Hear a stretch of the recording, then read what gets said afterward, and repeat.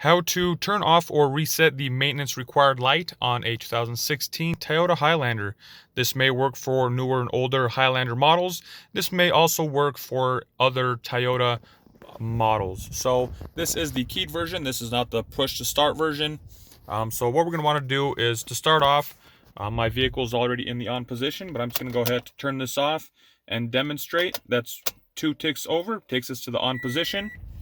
Once we are here, we're going to be looking at the odometer button here. We're going to be looking for trip A. So once you have it set to trip A, go ahead and shut off your vehicle. And then when we go to shut it back, when we go to turn it back on, we're going to be pressing and holding the odometer button right here. And then we're going to start the vehicle, and then we will see what the maintenance light does. If it starts to blink and then it goes out, at that point you're good to release the odometer trip button.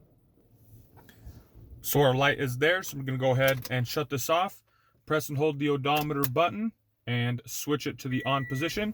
It says resetting maintenance data on the screen, and from there it has reset it totally. I don't know if you guys were able to see the screen, but I had it saying resetting data, and I'm looking at it now on trip A. Everything is now gone. I can switch over to my different odometer readings. I can go ahead, turn off my vehicle. I will turn it back onto the on position just to show you guys that that maintenance light is now reset. So there we have it. It is now reset. There's no error, any code that's popping up. So I hope you guys found this video helpful. If you did, be sure to give it a thumbs up. Thank you guys for watching. Have a good day.